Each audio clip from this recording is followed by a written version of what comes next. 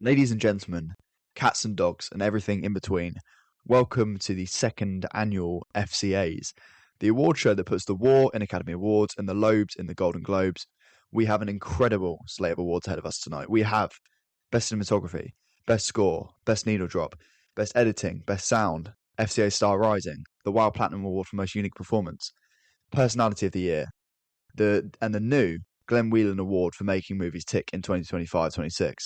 Supporting actor, supporting actress, best director, best screenplay, that is counting both adapted and original because we've not got time to work out what is what, lead actor, lead actress, and we will end on best picture. Veronica, this is always the highlight of the much acclaimed award season. How do you feel to be back here for a second edition of the coveted FCAs? I feel honoured. I think that your beginning monologue was clearly written yesterday because that puts the War and Academy Awards is not very well timed. Yeah, we should say for moral purposes, I wrote this before certain political events kicked off. This was written yesterday on the 27th of February 2026. Yeah, and you'd be naive for thinking, oh, what can possibly happen in a day to make a podcast award show age this badly? Well, a lot clearly. Are we ready for the categories? Are we ready? Yes, I think we should start. First up, Best Cinematography. And your nominees are 28 Years Later. This is a film that is beautiful. It is shot on iPhones. The camera is very motivated. It does a lot of cool shit. And ultimately that is often what is enough to get nominated is just doing something very cool. Next nomination is Wake Up Dead Man, the third Knives Out film that I nominated because I watched those videos of them putting the cool filters in front of the camera to make the colours look like stained glass and stuff. I thought that was pretty cool. Next up is One Battle After Another. Basically everything that was anything to do with a car in this film looked really cool because they often attached cameras to doors and cameras to bumpers, and the sequence towards the end of the film with the river of roads, whatever they called it, did make me feel slightly motion sick because of how well the camera was placed. Next is Marty Supreme, which I think the whole film is just shot really well. I think there are so many sequences where the camera movement's great. It also helps with how quickly the film goes. It's very much fast-paced, and the camera helps that. Next up is a Brazilian film. It is The Secret Agent.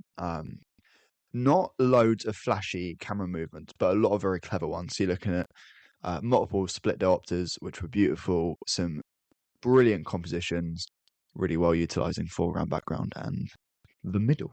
And ultimately, just a very beautiful looking film that's nicely graded and very functional.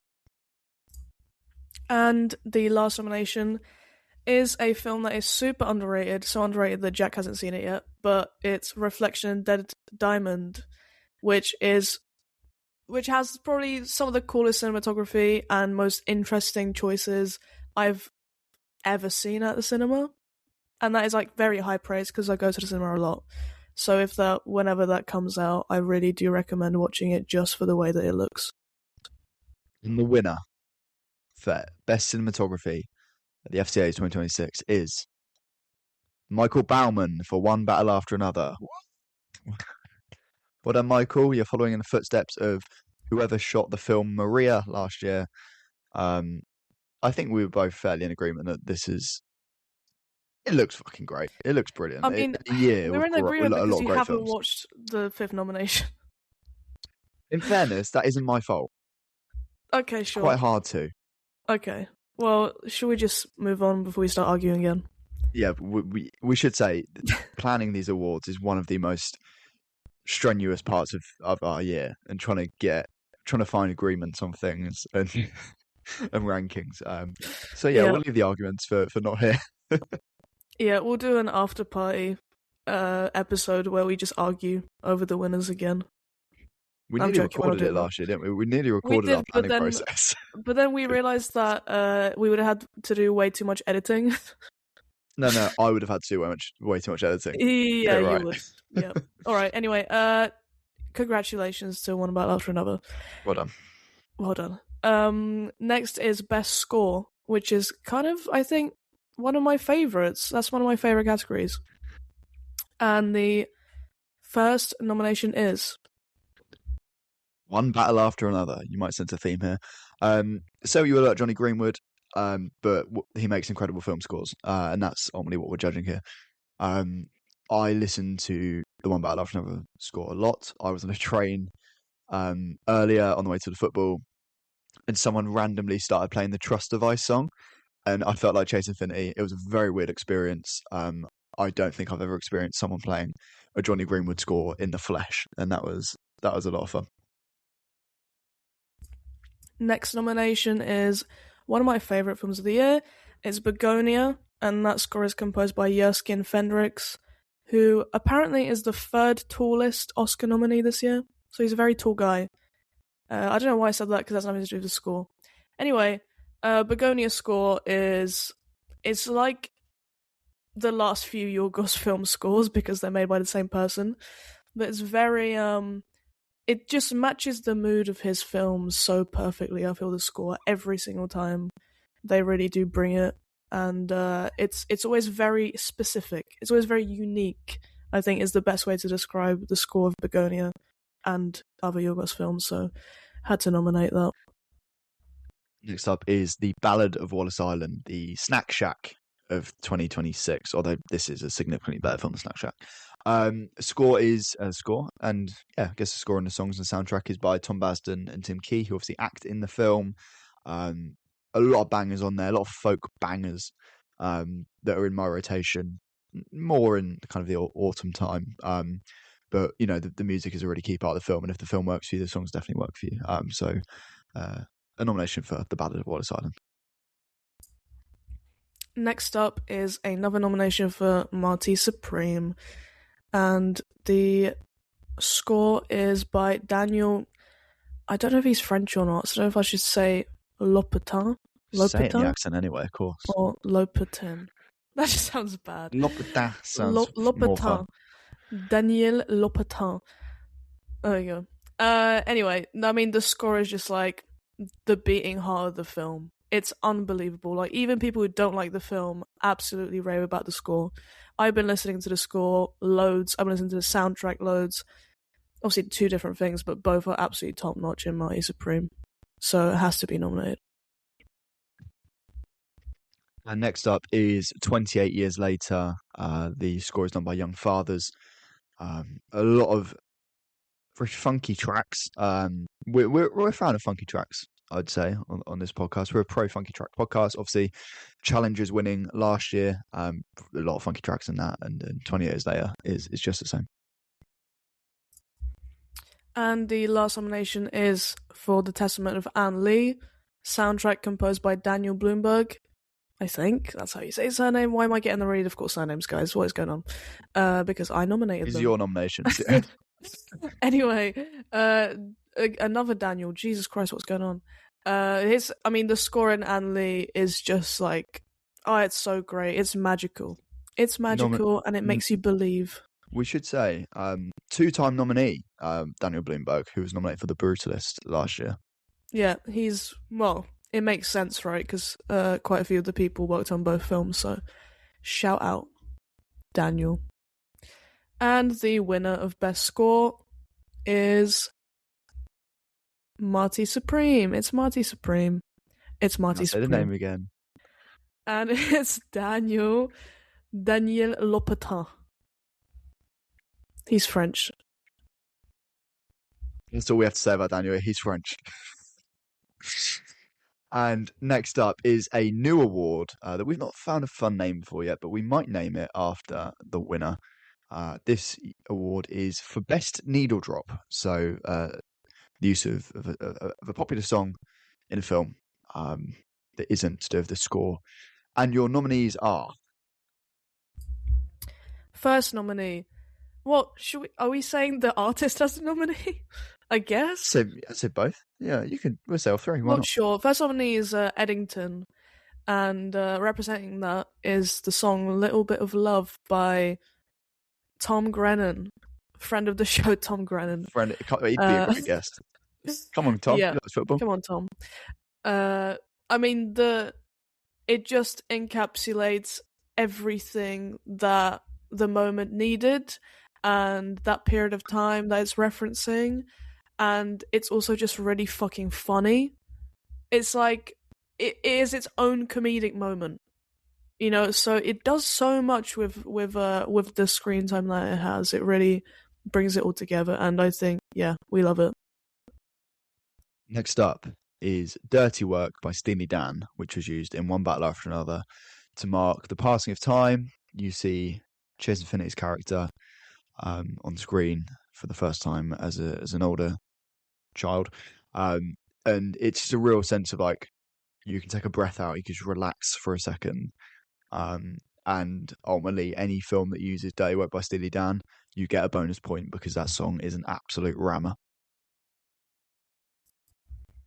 Okay, next nominee is a second nomination for Eddington in the same category. Wow, incredible.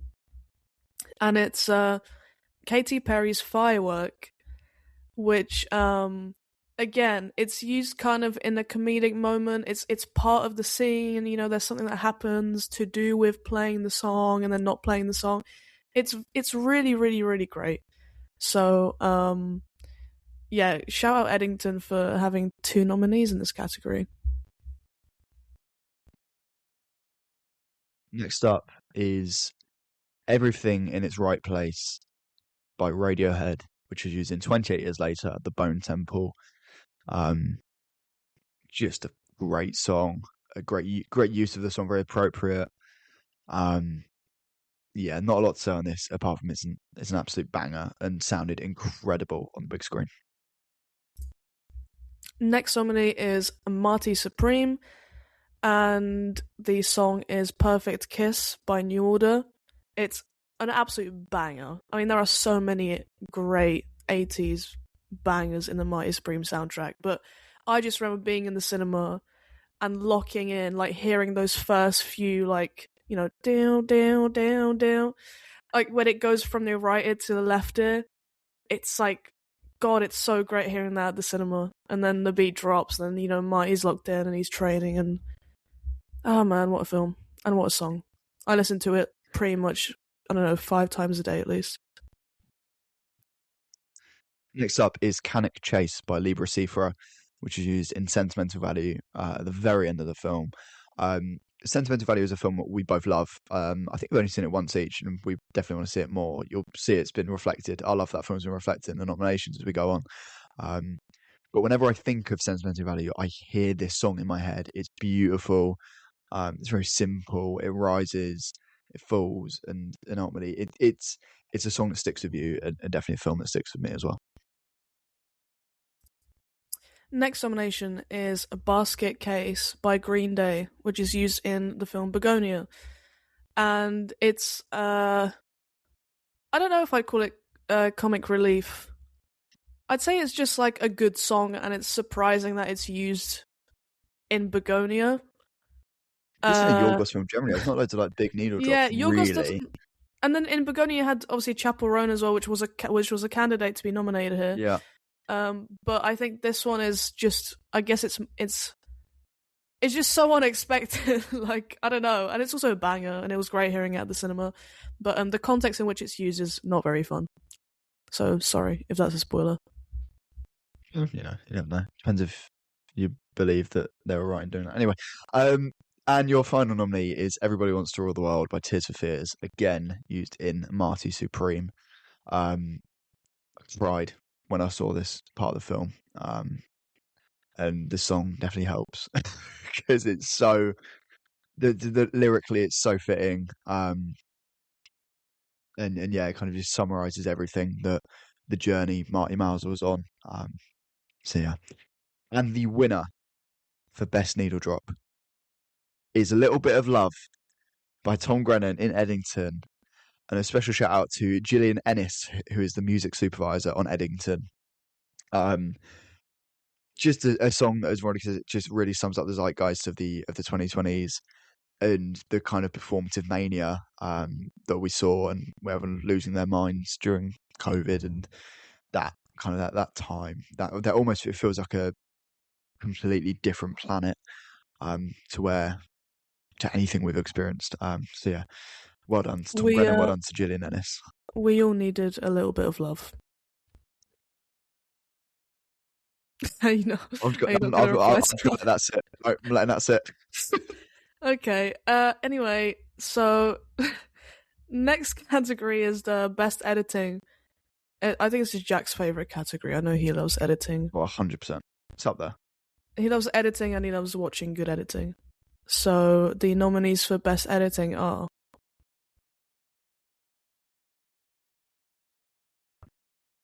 8 years later, edited by John Harris. Again, this is one of those where I'm not sure if you've seen the behind the scenes, but the camera rigs they were using, they were rigged up like, oh, God knows how many it was, 10 plus iPhones, all shooting at once. And, you know, the way they'd cut between them. And there's obviously the part the early in the film when they cut between the footage of, I think it's Henry V, the film, and kind of like the medieval archery. And the way the pace of the film it moves is very cool, and I think it's a film that technically at least goes under the radar quite a bit.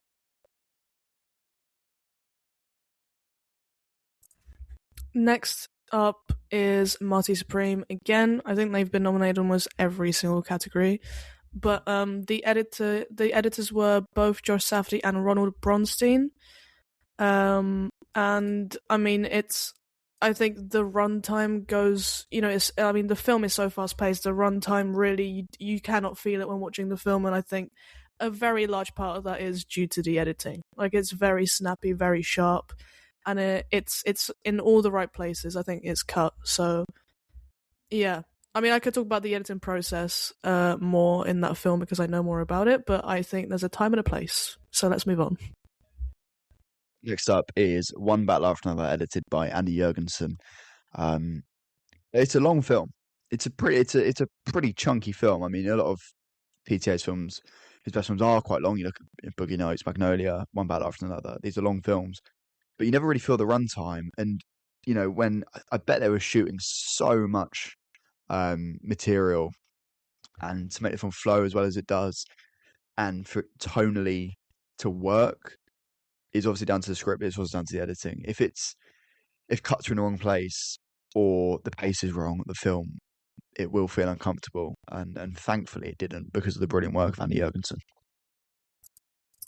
Next up is The Testament of Anne Lee, which is edited by, oh god, Sophia Subercasso. She was nominated last year. Was she? I have a feeling. Oh, was she in Brutalist again? I don't know. Well, let's have a Google. So shout out Sophia. Did a great job on Testament of Anne Lee. And I don't think anyone else has really seen it, which is a shame, because the editing is very sharp. So congratulations, Sophia. And I'm sorry about my pronunciation. She was nominated for Maria. Oh wow, that's really interesting. You know how the nominations that we made twice in a row, like, we clearly have like very specific taste for certain people's abilities to do the behind the scenes of films. It's quite interesting. We're big below the line guys. You know, we like these below the line awards. Next up is F1, one of the big blockbusters of the year, edited by Stephen Mirione, or Stefan Milione, or just Stephen. I think blockbusters get a lot of flack, but a film that they would have shot so much material. There were so many cameras, so many VFX to merge in properly. The fact that this film it's so easy to track and to follow is kind of miraculous. So, you know, absolute just fair play to Stephen, because he did an incredible job on this film. And the last nomination is for If I Had Legs, I'd Kick You, edited by Lucian Johnston. And, okay, firstly, I think the nomination is deserved solely for the cut between the hamster and the lasagna. But secondly, diabolical cut, by the way. Diabolical. Secondly, can I please mention a few films that this guy's edited? Yes, Right, of he's course. edited Midsommar, Hereditary, Beau is Afraid, Eddington, If I Had Legs I'd Kick You, The Tragedy of Macbeth, and Causeway. So this guy really knows what he's doing. He's worked a lot of Ari Aster, and now he's done If I Had Legs I'd Kick You. I think he's next up in the editing game. For all the editors out there, watch out for this guy. It's him and Sophia. Oh yeah, they're next up. That's like the Ronaldo versus Messi in editing. It's the next generation. Okay, and the winner of Best Editing is One Battle After Another. It's a second win for One Battle After Another today. And the winner is Andy Jurgensen. So congratulations. You should do the Oscars voiceover, because that was a really great, and it's his second win for One Battle After Another tonight. Yeah, that was pretty good. And it is nighttime technically. It's 6:45. Yeah, so just make sure you listen to this episode in the dark. This is a nighttime listen of an episode. This isn't. No one's cracking this open at 2 PM. All right, let's move on, Jack. Come on. And the next category is Best Sound. And your nominees are as follows. First nomination is for Warfare, which I think was also nominated for a BAFTA for sound. I mean, you can say what you want about the film, but I was in the front row watching it, and the sound is like very, very good. It's very, very technically well done, and it's also very loud. It makes you feel like you are kind of there, and that is the point of the sound in this film. So I think it did a great job at creating that. I don't know who did it. Can you help me out here, Jack? Please.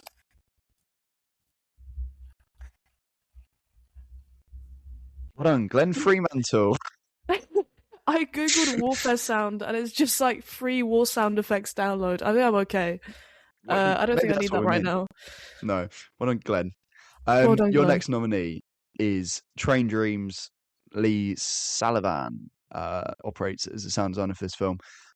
If you want cozy, lo-fi forest sound beats, stick on Train Dreams, because it's very soothing. It sounds very nice. You feel every crunch of a leaf and every snap of a branch. That is a testament to the good work of Lee. Okay, and the next nomination is If I Had Legs I'd Kick You. I would go for and name every single person who worked on the sound, but that would take a long time. So I'll just go for the first person named, who is Felipe Maceda. I should just gone for the easiest name. Anyway, I should go for Patrick Southern. That would be easier, yeah. Yeah, too late. No, I mean the sound is really great. I mean the whole film is super anxious, and I think that obviously sound is going to be a part of that, of creating that whole atmosphere. Also, some interesting ways of mixing the dialogue compared to the other sounds. I think that it does a good job at that. So shout out to Felipe, Roy, Nick, Laura, Ben, Tommy, and Patrick. Especially with how they put like the daughter's dialogue really deep in the mix. That was a really good decision.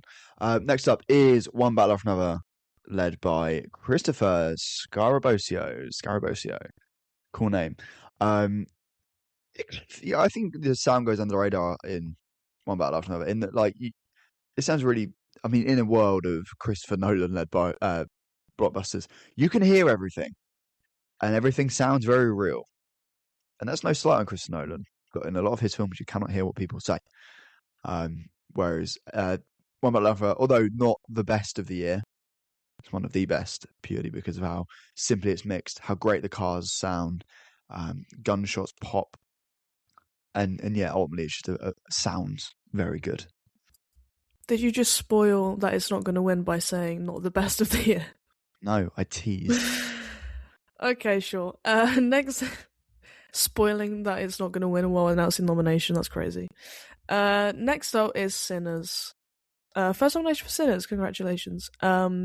And I'm just going to name everyone's first name. So Chris, Alison, Steve, Brandon, Benjamin, David, Darren, Catherine, and David. Congratulations. I watched it at the BFI IMAX, and I mean, the sound was crazy good. I absolutely loved it. Obviously, all the musical sequences are mixed very well as well. They don't feel like they jump out or into the film. I feel like it's blended really well.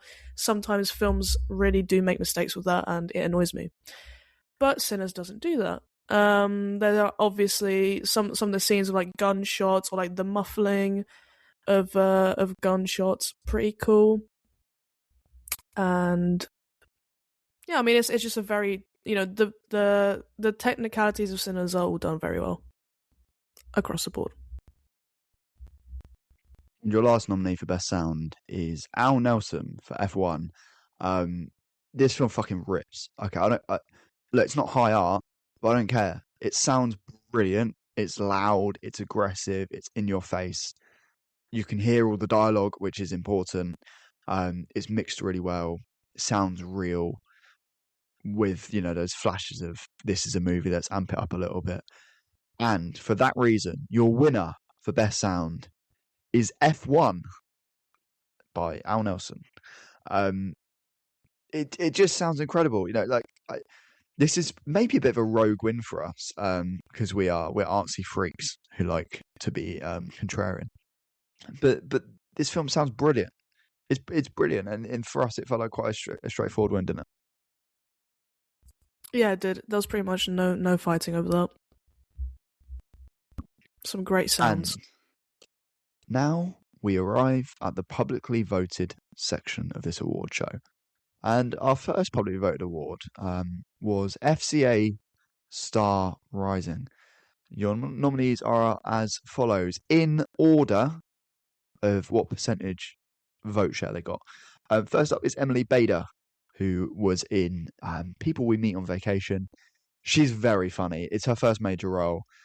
Her character's a bit unlikable at points, but she performs it really well.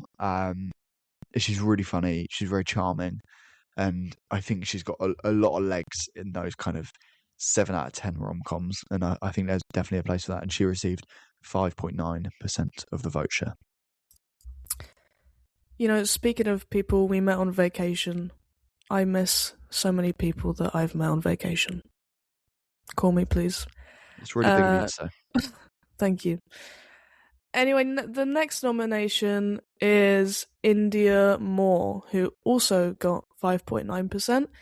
And they were in 2 films that I watched last year that were kind of lesser known. I watched Pony Boy at BFI Flair, which I liked and I thought they were very good in. And at Venice, I watched Father, Mother, Sister, Brother, and they were the sister. So they also did a great job in that. And I think keep an eye on them. They're coming up. They're rising. Their star is rising, as we say on FCA. Don't keep an eye on them because they might kill someone. Keep an eye on them because they're very talented. Yes, thank you. And the next nomination is Miles Caton for Sinners. I haven't seen him act in anything else prior to Sinners, so I say Star Rising because now everyone is speaking about him and his performance. I mean, especially the musical sequence, right? Like it's brilliant, and he got 11.8% of the vote. So congratulations, Miles. The second highest percentage of votes went to A$AP Rocky with 17.6%. And he kind of has broken through into film this year with being in 2 at least good films. I don't know if I'd say great about Highest to Lowest, but it's a good film. Quite unique It's and quite good. bold. Yeah, it had a vision, we'll say. So he was in Highest to Lowest, and he was in If I Had Legs, I'd Kick You. And I think, he really didn't play the same role in both of them. I think he did a really good job in If I Had Legs, I'd Kick You, actually, specifically. I really, really liked his performance. And the winner, with 58.8% of the vote, for her performance, notably in One Battle After Another, is Chase Infinity. Multiple reasons Chase was nominated for this award and not only wanted to win it, as decided by you, the people. A, she has got one of the coolest names in all of Hollywood, which does count for something, counts for your stocks. And B, she's an incredible performer. She went toe to toe Leonardo DiCaprio with Regina Hall, with Sean Penn. I mean, quite literally in the film, obviously standing kind of toe to toe with Sean Penn. But I think she had one project before this, the big one, which was a show. I think it was Jake Gyllenhaal. Which I can't remember what it's called, but I've not seen it.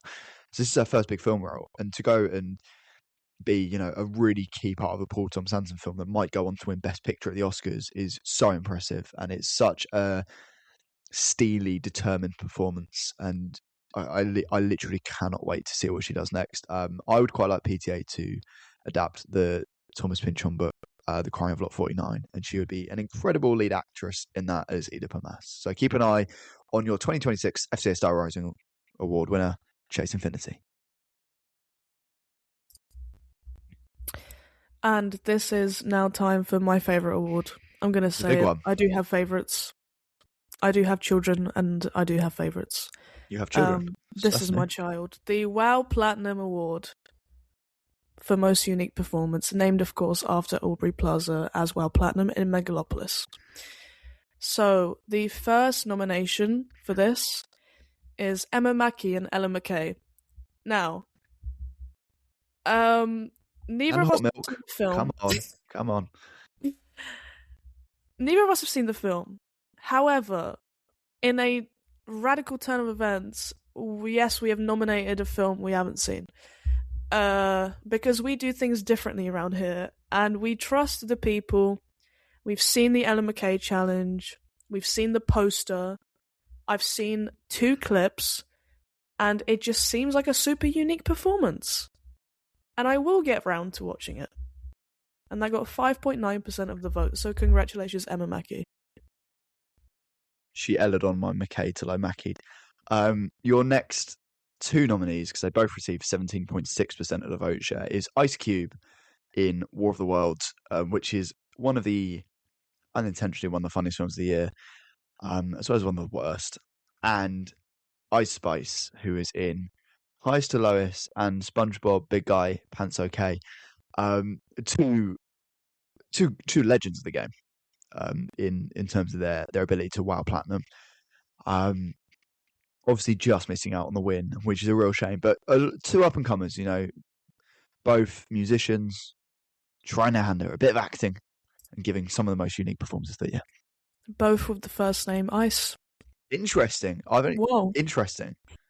And can you have a cube and a spice? Who knows? We can't say. That's not for us.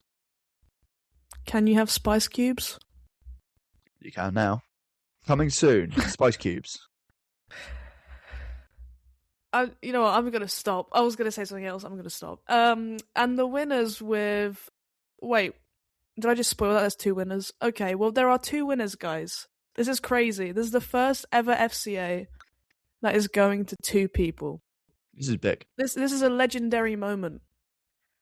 Some would say top 10 football respect moments. Some would say top 10 FCA respect moments.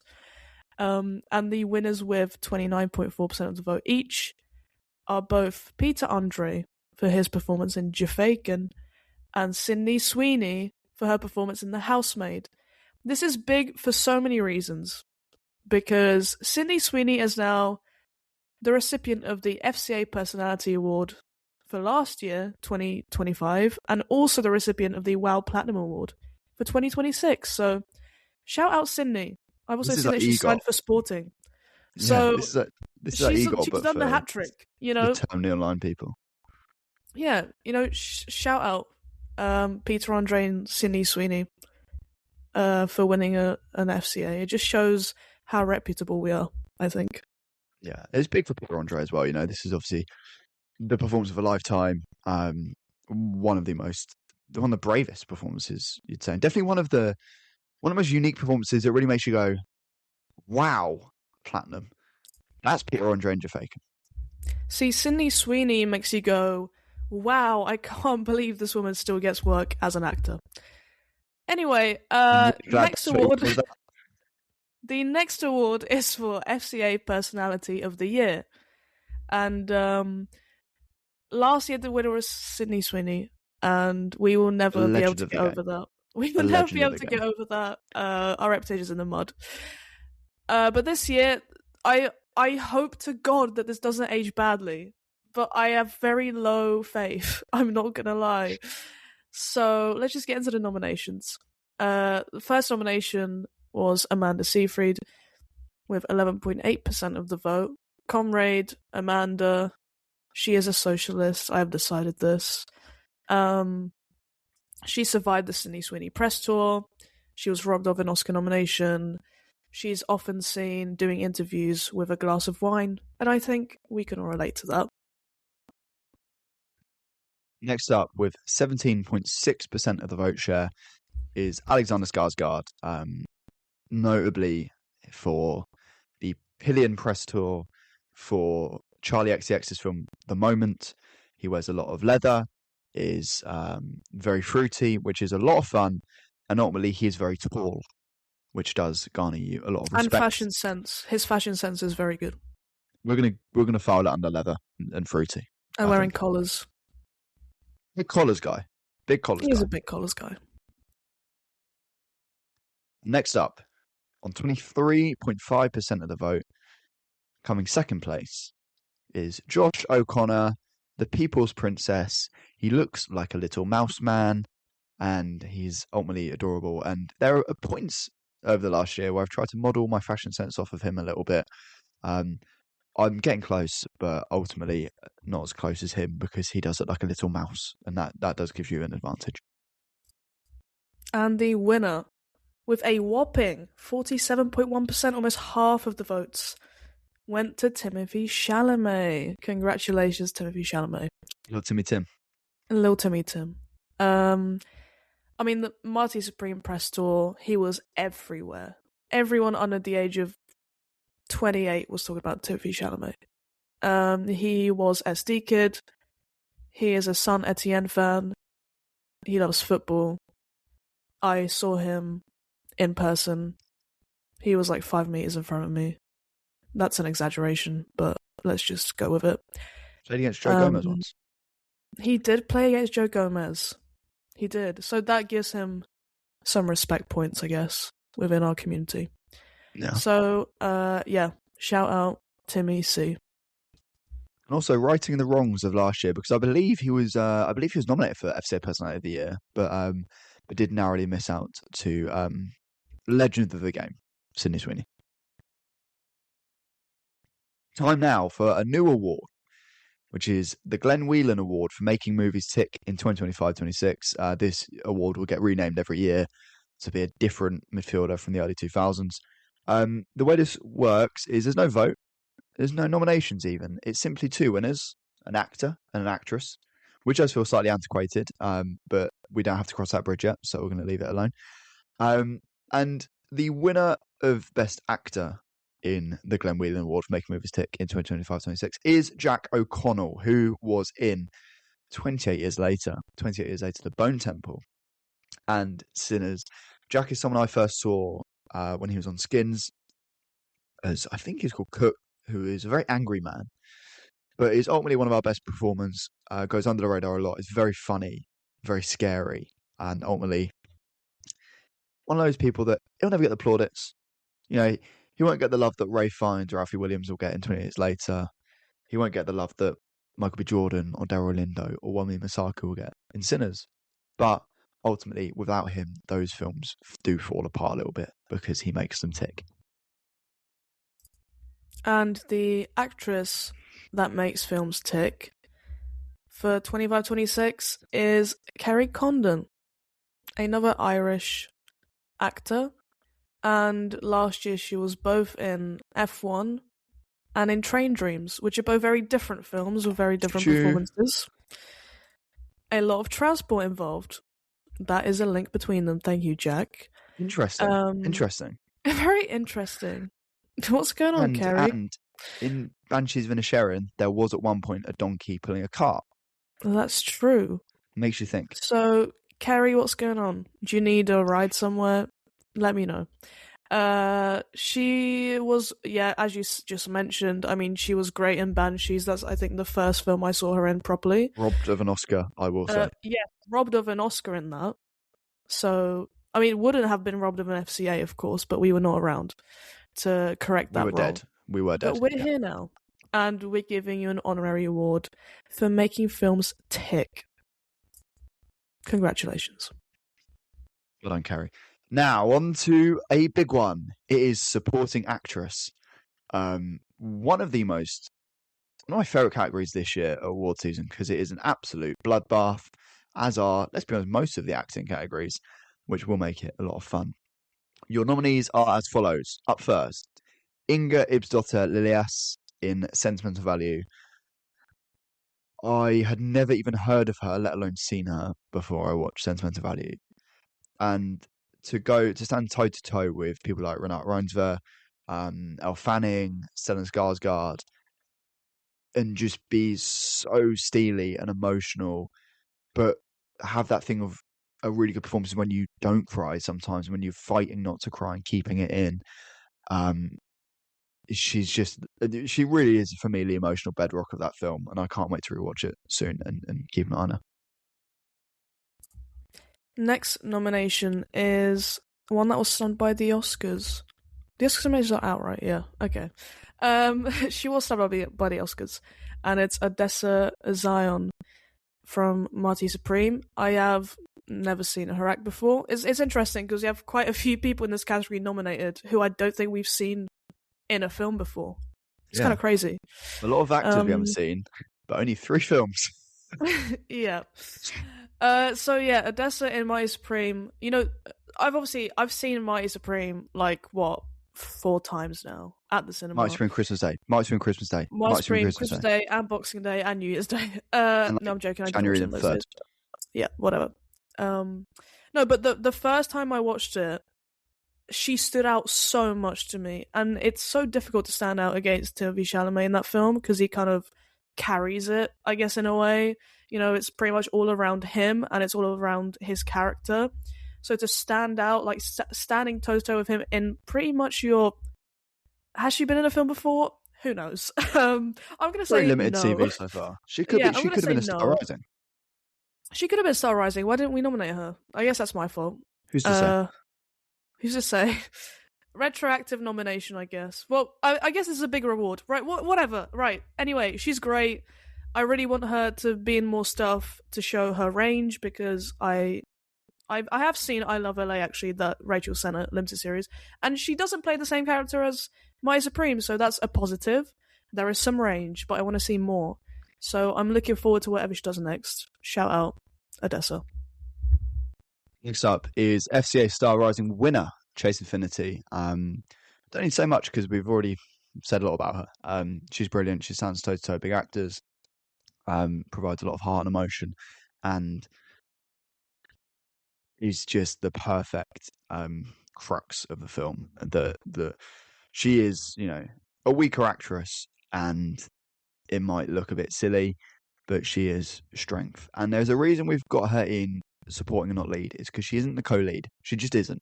She is firmly the supporting actress. Next nomination is a second nomination for sentimental value in this category, and that is for Elle Fanning, who I think has one of the most difficult jobs in that film. 100%. Because, of course, it's, a lot of it is in Norwegian. She only speaks English in the film because of the character that she's playing. And it's so easy to make a mockery Norwegian, of that character. So. Yeah, and and it's very easy to do this wrong. It is very easy to just be a mockery and not have any depth to the character and kind of just be one of those on the side that is used more as a storytelling tool than actually supporting and contributing to the film. But I think she does it perfectly. She toes that line between doing too much and too little so perfectly. And she does deserve a lot of praise for her performance. Yeah, just quickly before I go on to the next nominee, Elle Fanning is someone I've been on a real journey with. I saw her first in the Woody Allen film A Rainy Day in New York, and I thought she was diabolical. But ever since then, I've really switched up on her. She was great in A Complete Unknown, which I can't remember. She might have been nominated for an FCA for last year. I can't quite remember. And she was brilliant in Sentimental Value, and I've heard great things about her performance in the new Predator film. So yeah, real plaudits to Elle. Next up is another for One Battle After Another. We have seen more than 3 films. We promise there are about 25 total nominations. So total nominated films in this year's FCAs. So we have seen more than 3. Promise. Is Teyana Taylor, who is just a true supporting actress. This isn't. There's no category fraud going on over here in the FCAs. The first third of the film, first third of the film. The film, it's her film. It's not DiCaprio's film. It's her film, and she carries it on her back. She runs with it. She takes the ball and runs with it. She's like O.J. Simpson in her prime. She's running. She's got that ball. She's running. And then, although her presence isn't felt physically throughout the film, the effects of her performance are always there. And there's many references to Tiana's character, which is obviously Perfidia Beverly Hill, which is one of the best names of all time. And again, it's one of those where with a weaker performance, the character isn't memorable at all. But with Teyana's, she makes it memorable. That was really poetic, Jack. Did you like the OJ bit? Yeah, I did. It was great. Thanks. Last nomination in Supporting Actress is Gwyneth Paltrow in Marty Supreme. And I think this performance has been very overlooked. I feel like our other nominees you've probably seen nominated for a BAFTA or an Oscar, or I don't know, a Spirit Award or something. I don't know. Or Globe, an Emmy? Maybe. I don't know. What else is there? A Ballon d'Or? Who knows? Welcome back, anyway. Sydney Sweeney for Ballon d'Or. That's for next season. Come on, she's only just signed for Sporting. Gwyneth Paltrow has not been nominated for any of those, including the Ballon d'Or. But we want to recognise her, especially I do want to recognise her, because in my third and fourth watch of Marty Supreme, I was so impressed by actually how developed her character is in the little screen time that she has. The first time I watched it, I didn't really care about that part of the film. Like, I was very much more focused on Marty Supreme. That's not his name, I'm sorry. Marty Mauser and Odessa's character, I can't remember her name. But then when I watched it a few more times, actually Gwyneth Paltrow's character really struck a nerve with me. I really felt so much emotion somehow through Gwyneth Paltrow's copious amounts of Botox, I'm sorry. Probably. She does a lot of that stuff, doesn't she? No, Gwyneth Paltrow is great, and I'm surprised because I don't think I've seen her perform that well in a long time. And the winner for Best Supporting Actress at this year's FCAs is Inga Ibsdotter Elias for Sentimental Value. Again, this is just an absolute home run of an award. This was so easy. I think we both saw Sentimental Value back at BFI London Film Festival, I want to say. I think you did as well. And we both loved the film, but we were both just amazed by this performance. I've never even heard of her. And she pulls out just a simply unbelievable bit of work. And although the Oscars don't mean everything, I would love her to win an Oscar next month. Okay, now it's time for Supporting Actor. And the first nomination is for Benicio del Toro for One Battle After Another. You're the line. I think... What's the line? A few small beers? A few small beers. Yeah, that's the line. I wish I had a few small beers to get us through this, because it's taking longer than I expected. But he's great. He does a little dance. He helps Leo out. He's a chill guy. He likes beer. That's his character, not him. He's good in that, though. He's good at playing that guy. And he's definitely, a completely different performance in One Battle After Another compared to that one Wes Anderson film, Finishing Scheme. It's definitely very different, and he's great in both, though. He is great in both, but I think he's better in this one. Definitely. Next up is another One Battle After Another actor. It is Sean Penn, who puts in one of the most diabolically evil performances in recent years. And the Oscars love these kind of supporting performances, and so do I. These kind of big, braggadocious,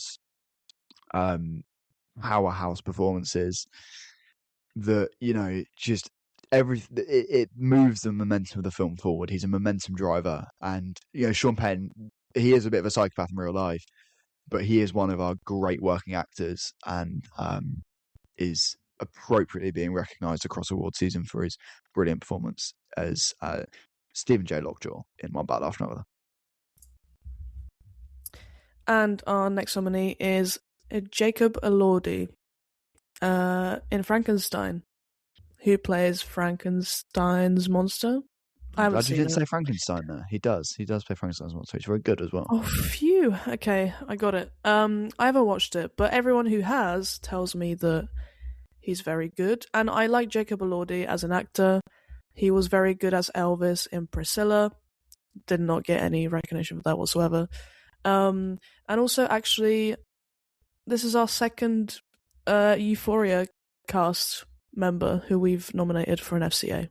So Who's the first? Sydney Sweeney. Sydney Sweeney's been nominated for like 4 awards. Forget nominated. She's a 2-time winner. Come on, She's a 2-time winner, yeah. Future Ballon d'Or winner. Yeah. All right. Jacob Elordi, congratulations. Forget what I said about category fraud, because this next actor, actually, a few of the next couple of nominations are arguably the lead actor in their film, but we had to squeeze him in somewhere. It is Stellan Skarsgård in Sentimental Value. I love Stellan. I've always loved Stellan. He's great in Mamma Mia. He's great in. I think he was in one of like the Dan Brown book film adaptations. But this is potentially his career best work. Yeah, he's just great. I love Stellan. I've got a lot of time for Stellan Skarsgård.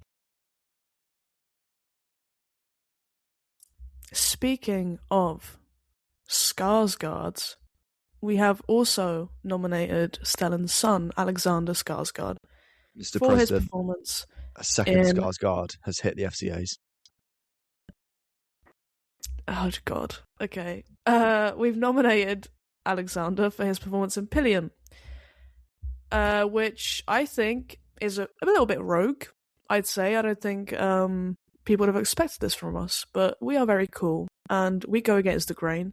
And you know what? He was really good in Pillion, and he does exactly what the brief says. Although, no, you know what? I'm not going to make a box of briefs joke. I'm just going to move on. Oh, that's a shame. I was debating it, and then I started thinking, and then I thought, God, this could go really badly. So, no, Alexander Skarsgård, really good in Pillion, which is, I think, Charlie XCX's favorite film of the year. So that's interesting. Interesting fun fact. It's not our film of the year, but he is very good. Just wait to on Pillion. Yeah, Charlie XCX loved Pillion. We liked it. We didn't love it. And next up, the final nominee is Tim Key. Again, arguably co-lead.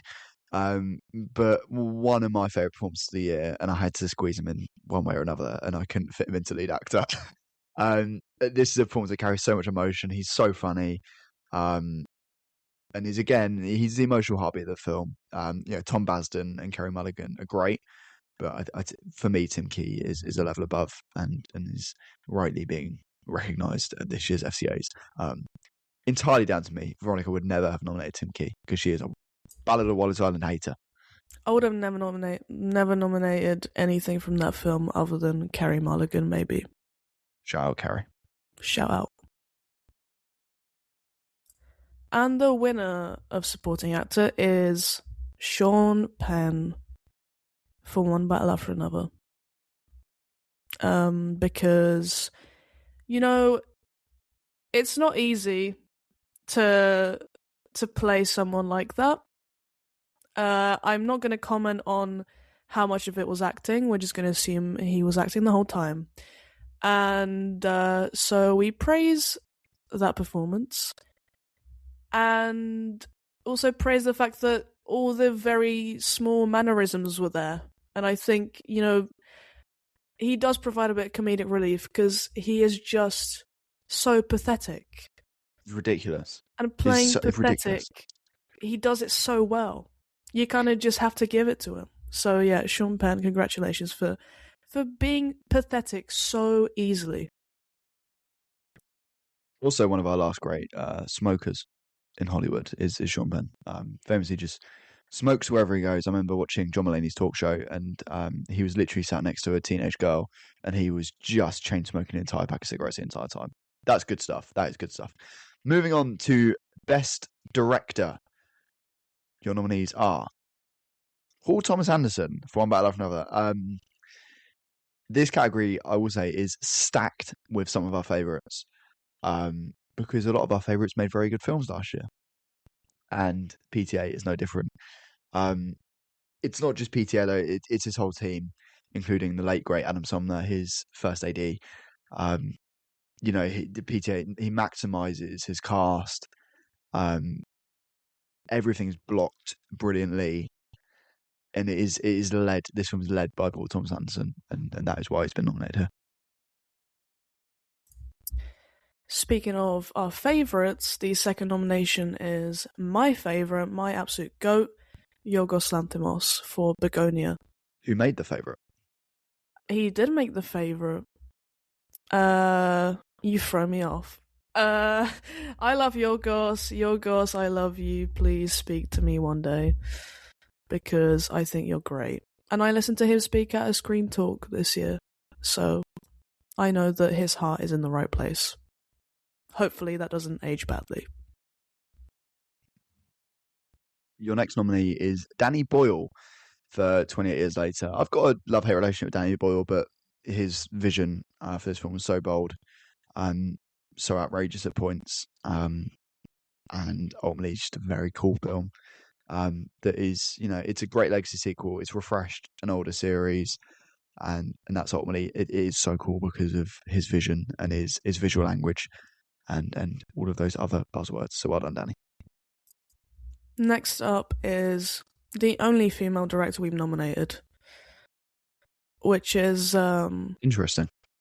It's a statistic, and it's Mona Fastfold for The Testament of Anne Lee, and she absolutely deserves to be here because that film is brilliant, and without her, it just doesn't happen, and it doesn't work.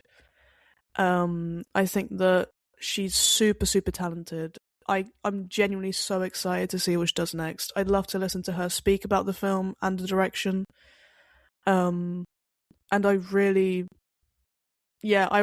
think she's great. And the work that she does with Brady Corbet, her husband, as well, is I mean, both of them are just so incredibly talented. So yeah, shout out Mona. You're being snubbed for everything, but I see you.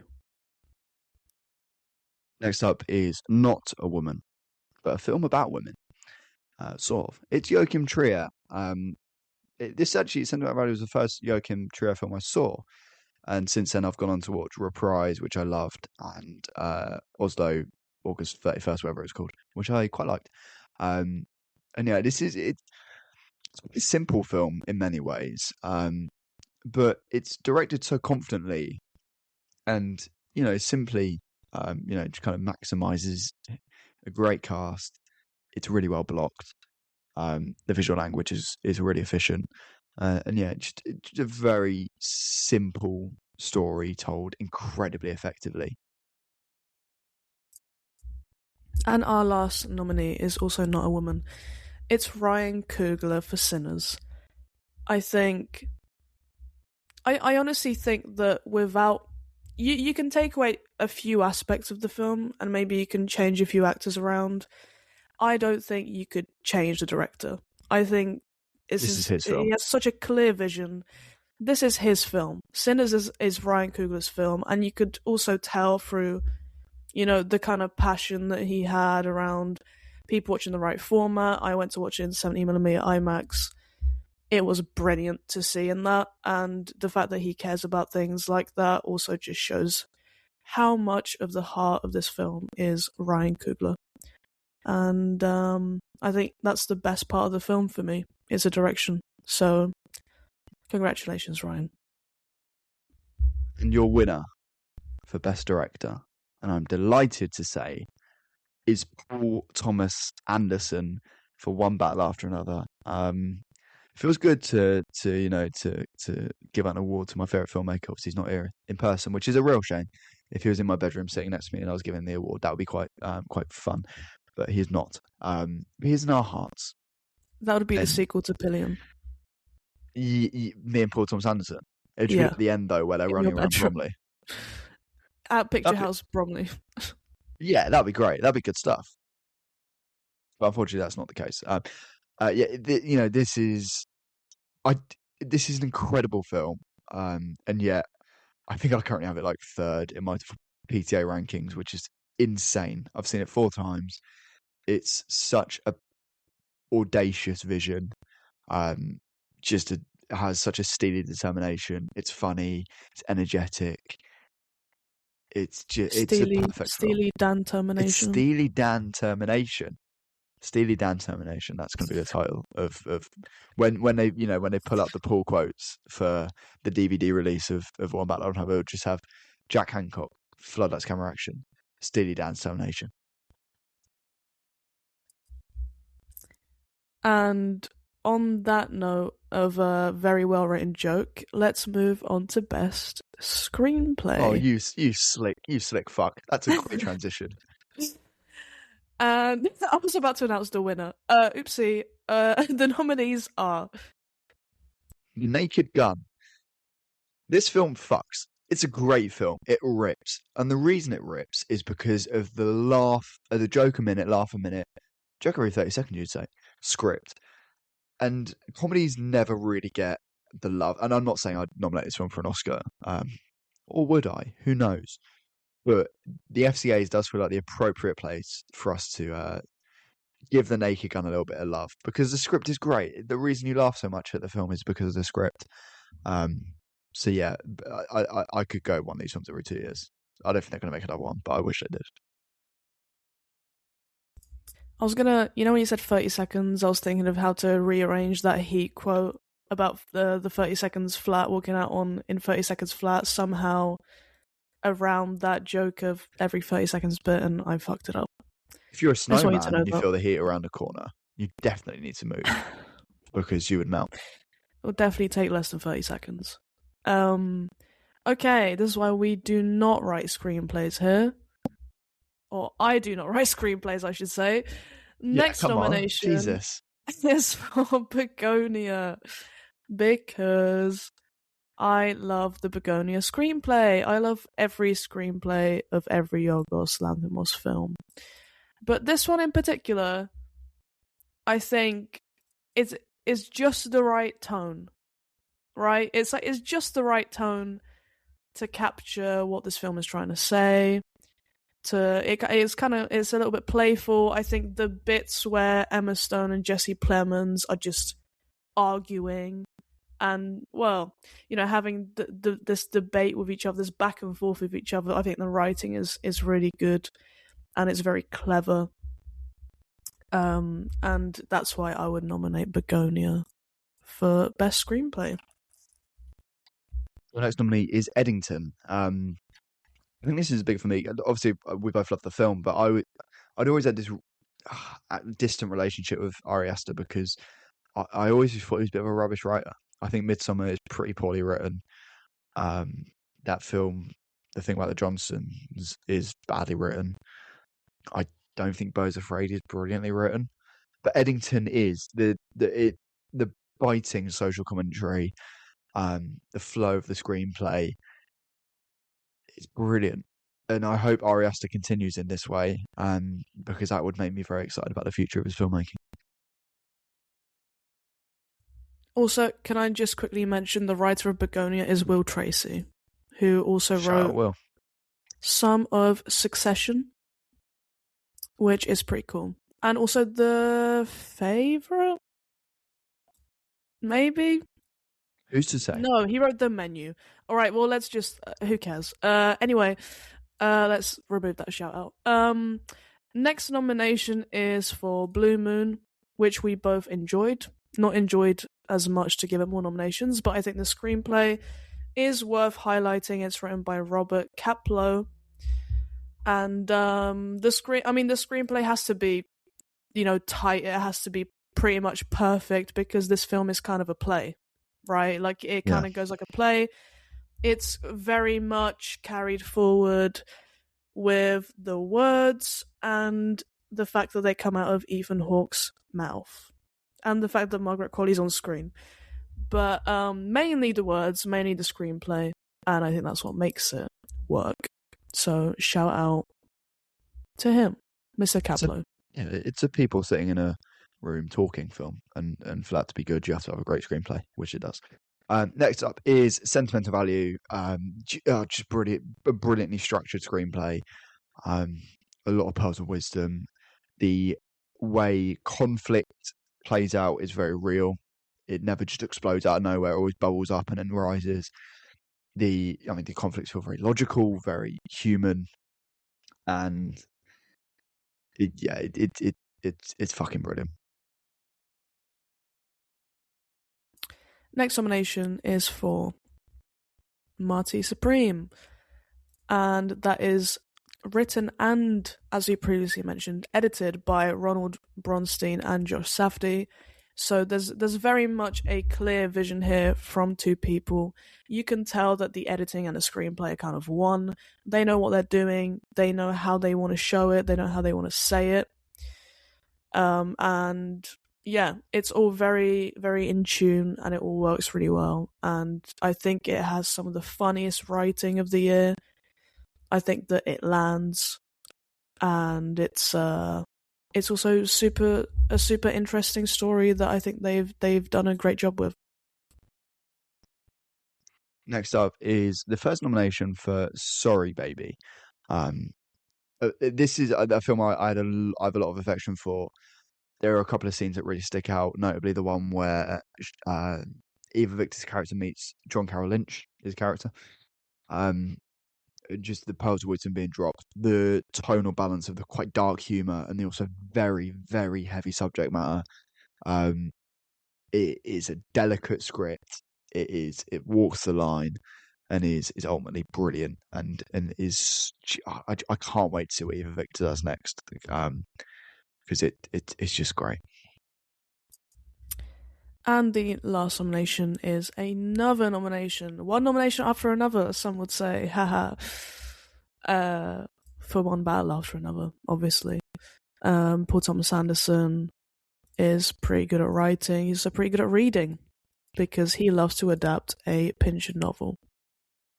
Currently reading Vineland, by the way. It's pretty good. Well, that's great. I don't think I'm going to speak about this anymore because I feel like you should. It's pretty good. That's what I'm going to say. It's pretty good.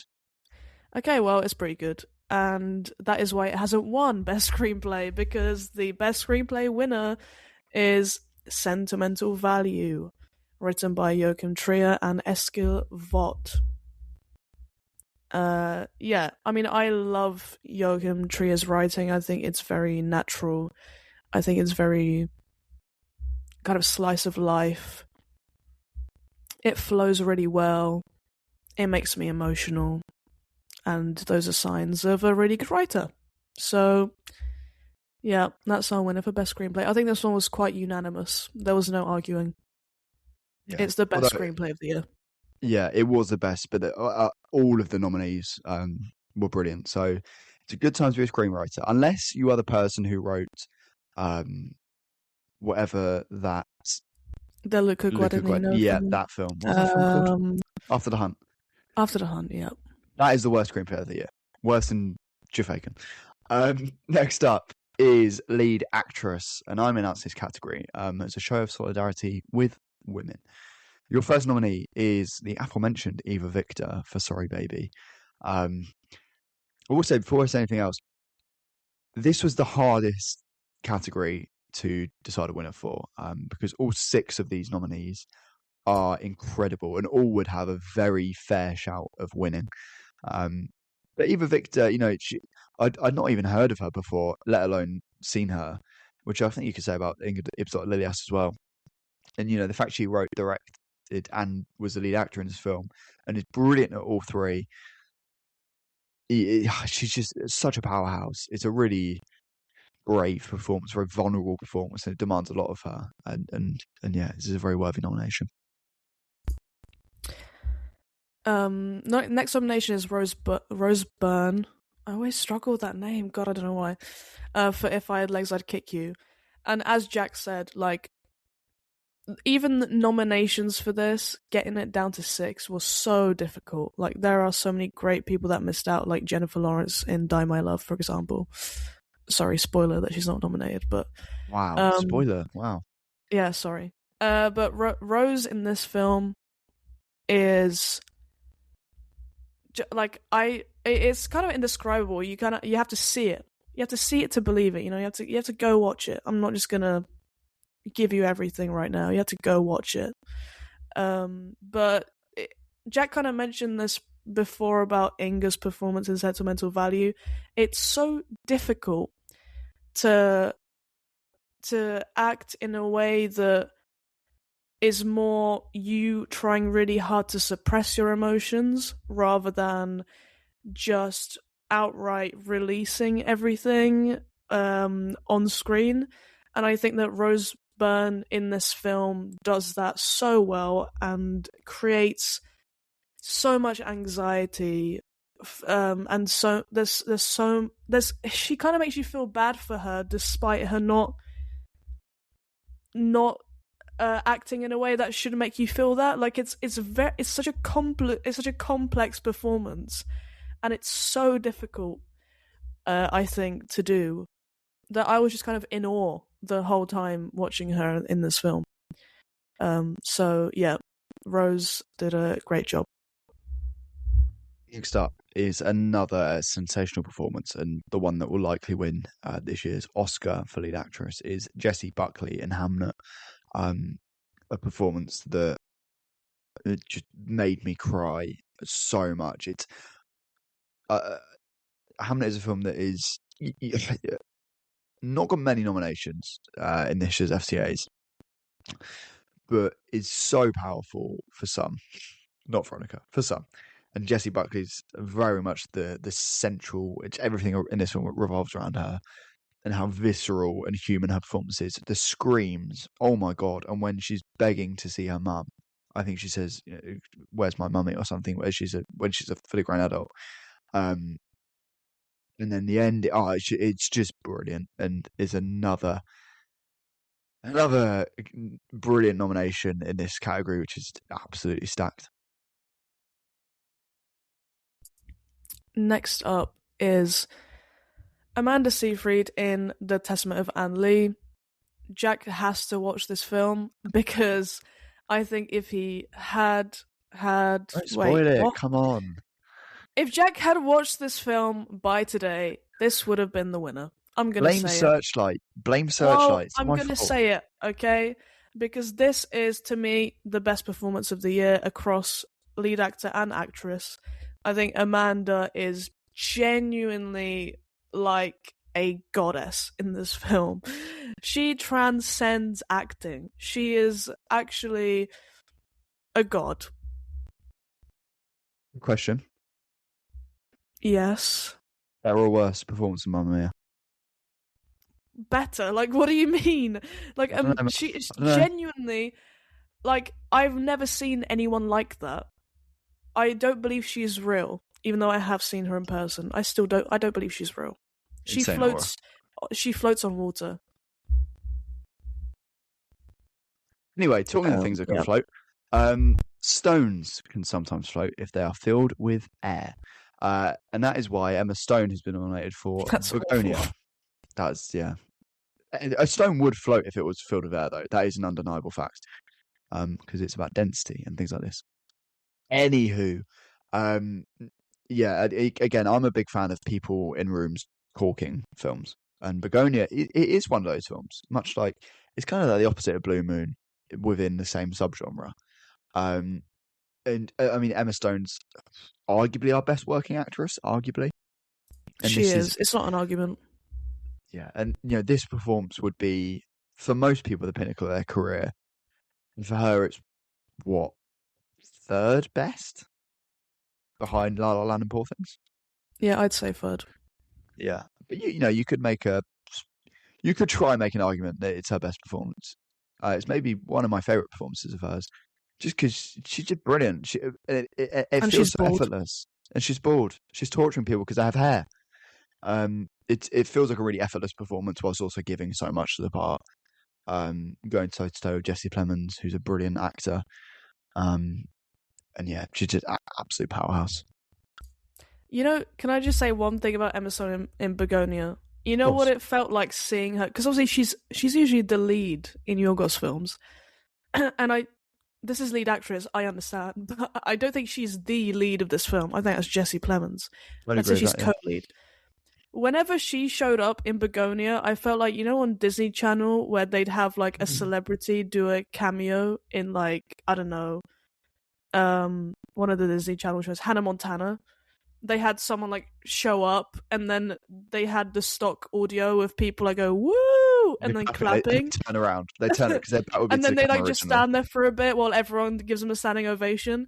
I felt like that whenever I saw Emma Stone in Begonia. I was like, oh my god, it's Emma Stone. This is about to be such a great. Like I just already had a smile on my face, and I'd just light up seeing her on screen. And so that's how she felt. She felt like seeing a special guest on a Disney Channel show. I just love her. Anyway, another person who I will profess my love to is Renat Rentz from Sentimental Value, because she gives a great performance.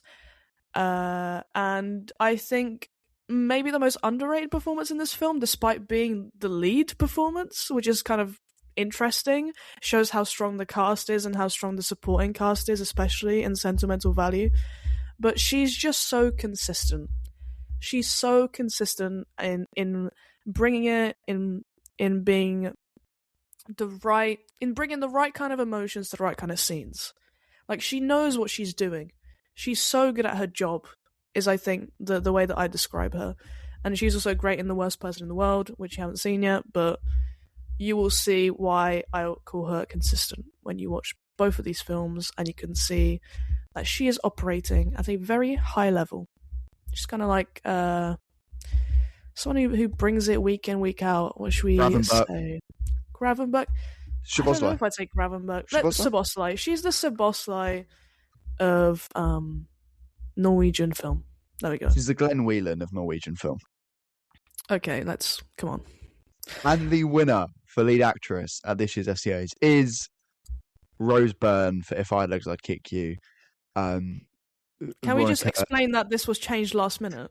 This was changed a couple of... So we've had... So the way that people behind the curtain, the way we do these awards is we choose half the nominees each for each category, and then we will choose our first and second choice preference voting in for each category. And then from that, we can kind of work out who we want to win. And originally, and normally there's an overlap of there'll be like, maybe we'll have our first choice will be different, but our second choice will be the same. So we pick them. We had 4 unique choices for our preference for this. And we kind of landed on Emma Stone as like the Michael Carrick pick. And then about 2 hours before we recorded, I messaged you being like, let's go for Rose Byrne. Fuck it. Emma's had enough plaudits. This is Rose's time to shine. And yeah, Veronica's done a lovely tribute to Rose Byrne. She is in, I want to say, every frame of this film. I can't really think of many frames that she isn't in. She's in every scene. The camera is always on her. And yeah, she's holding so much back, and she's just right on the edge, and that's a really hard place to be as a performer. And the camera is always on her, pretty much like really close to her, right? It's close to her face a lot of the time, at her nose. So she has no room to fuck up. She has no room to I don't know, like lower her level, her standards in this performance. Like, it has to be top the whole time. It's crazy.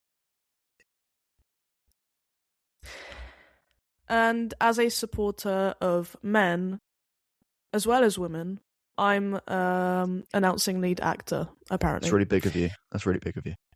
You're welcome, men. I know that you're struggling right now, so I'm here to support you as an ally. Amen, and they're literally FCA listeners. Amen, and they're the FCA lead actor nominees. So the first nominee is Robert Aramayo for I Swear. Obviously won a BAFTA, got Rising Star, not Star Rising, Rising Star, and lead actor, beating off the likes of Timothy Chalamet. No, that sounds insane. Beating the likes of Whoa! Cut the cameras. What is going on here? Beating off Timmy Chalamet. There's gonna be like some tabloid newspaper that just has Robert Aramayo beats off Timothy Chalamet at award show.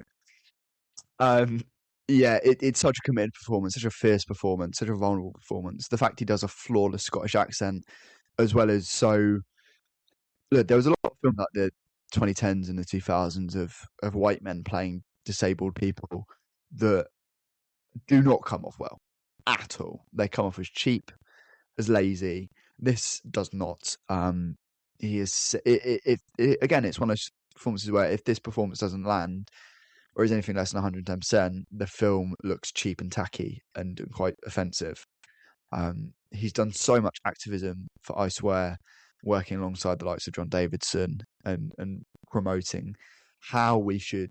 I don't know, but how we should support people with Tourette's, because it's such a complex neurological disorder and really hurtful and harmful. And ultimately, he performs it with such grace that it would be impossible not to nominate him. The next nomination is Timmy C for My Supreme, playing Marty Mauser. And I mean, he is the film, right? Like, the name Marty's in the title, guys. He's been campaigning so hard for so long, and I think that he's shut everyone up with solely just letting his performance do the talking. Shut you up as well. No one can say anything to him after watching that film because he is so spectacular. This is absolutely his peak. I don't think he can give a better performance than that. I think it's one of my favorite performances of the year. He's just so electric, and he embodies this guy so well, and he's somehow charming, and he's such a little shit as well, which is difficult to do, but Timothy Chalamet can do it. He can do it. He's my Supreme. He's my Supreme. He's my Supreme. Such a little rascal, that little Marty. Such a little cheeky little pickle.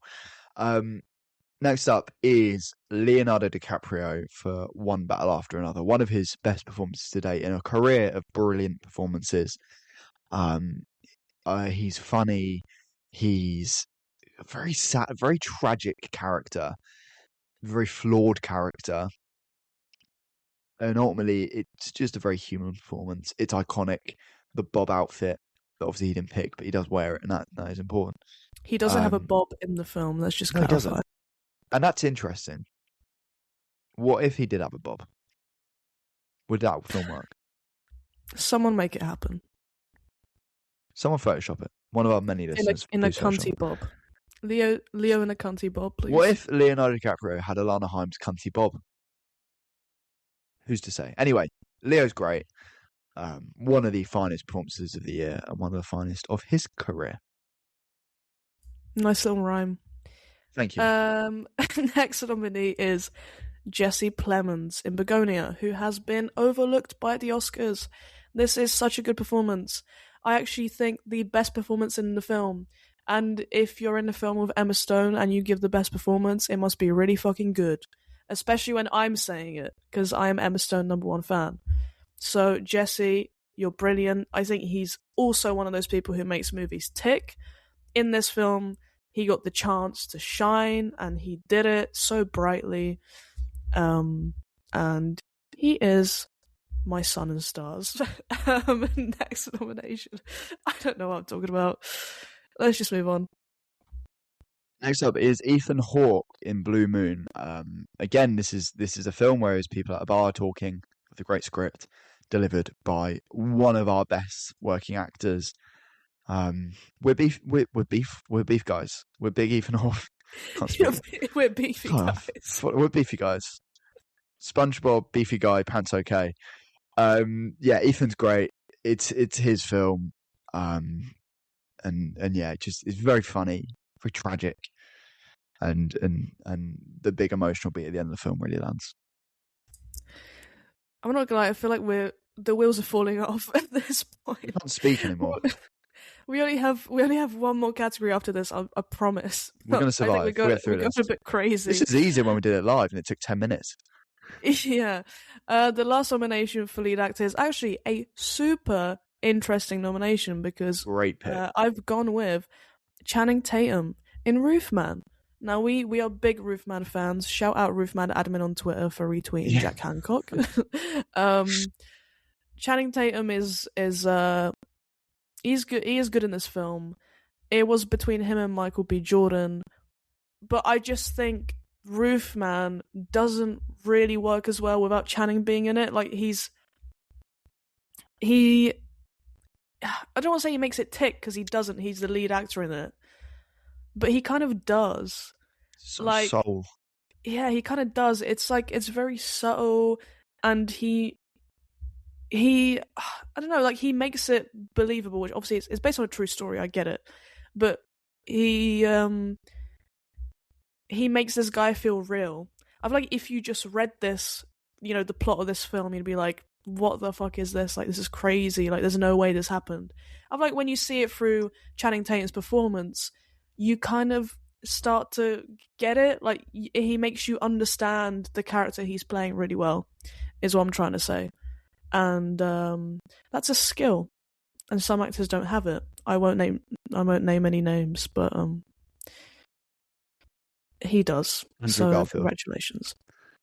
Congratulations, Channing Tatum. And the winner of lead actor it's Timmy C. It's Timothy Chalamet. Guys, he's your personality of the year winner, and now he's your lead actor winner. So is this the first time someone's had two? Wait. No, it isn't. PTA's won like 4. Alright, whatever. Congratulations, Timothy Chalamet. You were great in Marty Supreme. And your final Boxing Day award of the night is Best Picture. This is what we've been building towards. This is an absolute murderer's row Hall of Fame list of nominees, starting with one of my personal favourites. It is The Ballad of Watts Island. I'm going to retrospectively award this film the Jack Hancock Award for Most Wholesome Film of the Year, Most Heartwarming Film of the Year. It's just, this film is very warm. It's very autumnal. It's got a great soundtrack. It's really well acted. And yeah, it's just lovely. It's just bloody lovely. Okay, next is my nomination of Begonia, because bald Emma Stone is real, and because Yorgos is great, and I've seen it twice. First time I thought, wow, that was super entertaining and fun, and then the second time I was like, God, that's made me quite sad actually. And I like when you can watch a film multiple times and get some different things from it. I think that it shows it's multi-dimensional and it's rewatchable. I think it's probably I'd say it's the most accessible Yorgos Lanthimos film. Yeah, that and a favourite. Not as a bad thing. I think it's a good thing. I think it's just very entertaining. It still has something to say. It still has some great performances and a great screenplay. It's not my favourite of his, but that doesn't mean it's not one of the best films of the year. So, nominated. Next up is One Battle After Another. This one's got a lot of nominations in the FCAs and other awards for good reason.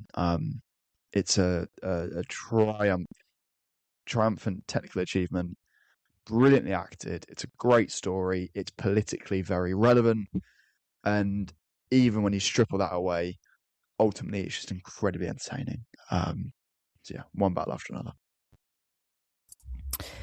My next nomination was The Testament of Van Lee. for so many reasons, but mainly because I really want people to go and watch it.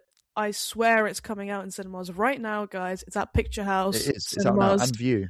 It is out, okay? It's getting a release in the UK. Please go watch it. Even if just for Amanda Seyfried, like genuinely one of the most transcendent performances I've seen. And the film that saved Venice Film Festival of last year for me, because it was absolutely the best thing I saw.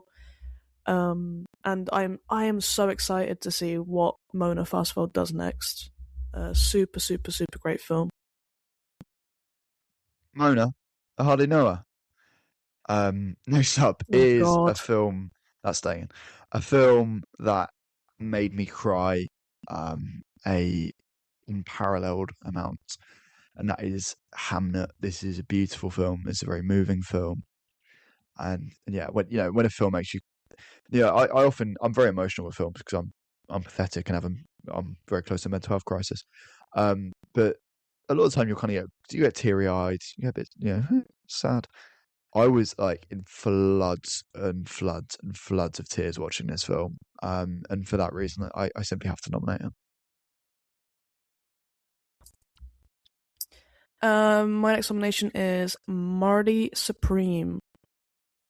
It's a Marty Supreme ball. It's not the Marty normal ball.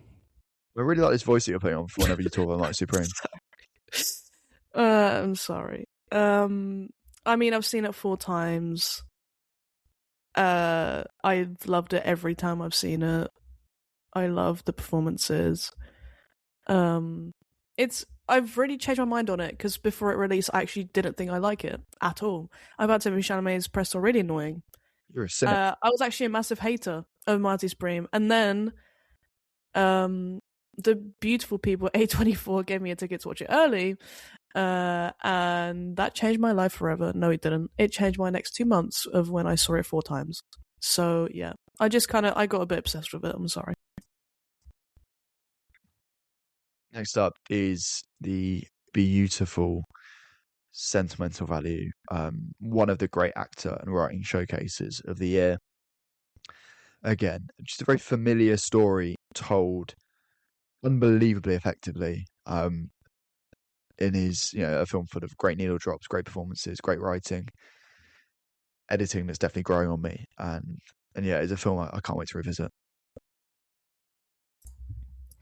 Next up is If I Had Legs, I'd Kick You, which is what I say to Jack every time we record. Ha ha ha.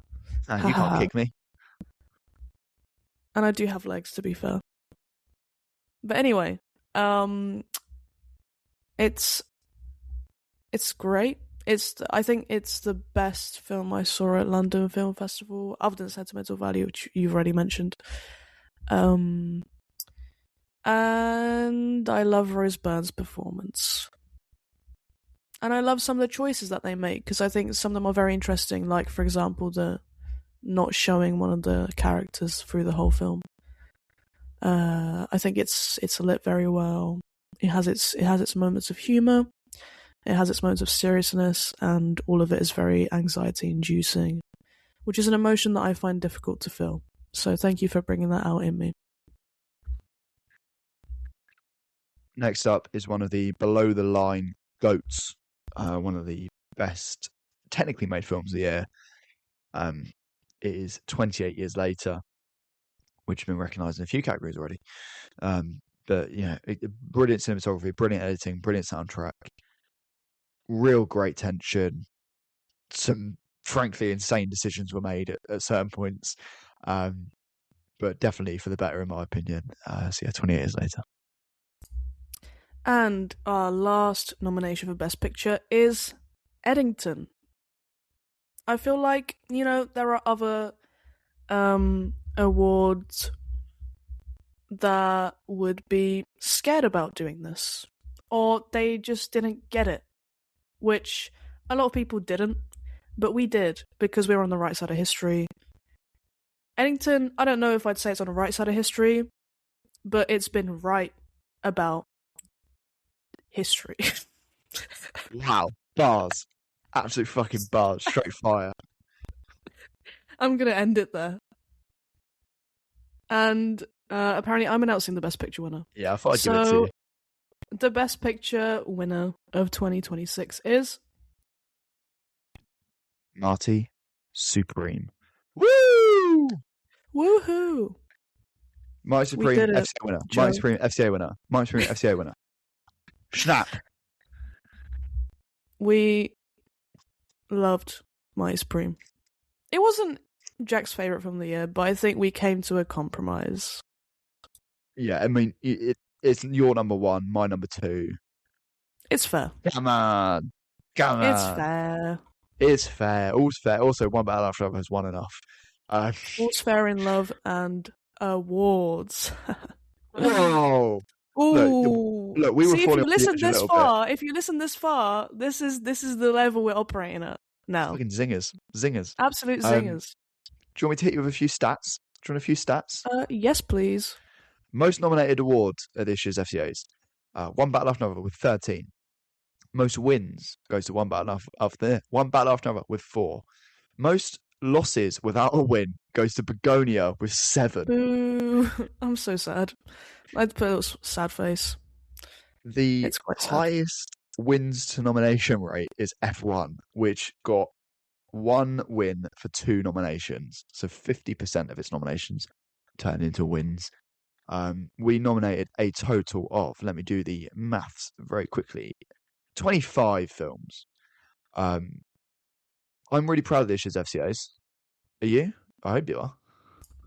Yeah, I honestly thought that we'd have more difference of opinion, but it was quite easy. It came quite easily. I'm not. Let's move on from what I've just said. Beating off Timothy Chalamet. The award wins came very easily. Any final words, or are we done here? Are we done, Zoe? I think that it's been a great year for film because every year is great for film, and if you don't think the year was great for film, you didn't watch enough. Do you want some great film news? Sure. Before we wrap up, The sure. FCAs. Well, no, not the FCAs.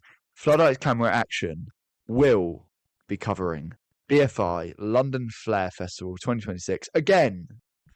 We did it last year. We met brilliant people like Jimmy Erickson, friend of the show. Shout out. And we're back to do it all again. We are. We're going to do it. And we're going to cover a lot of films. We did it, Joe. We did it, Jack. We did it, Veronica. And that officially takes us up to the end of our episode. Hope you enjoyed. Links are in the description. Make sure to give 5 stars on Apple and Spotify. Coming up soon will be our big Oscars predictions and reviews and all that good stuff. I'm currently working myself to death trying to watch every single Oscar-nominated film, and it's killing me. Veronica, it's been a pleasure as always. Can you remember the email? The email is floodlightpod@gmail.com. Always amusing seeing if you remember that, because I always put it in the description anyway. We'll be back soon. Until then, keep watching, keep consuming.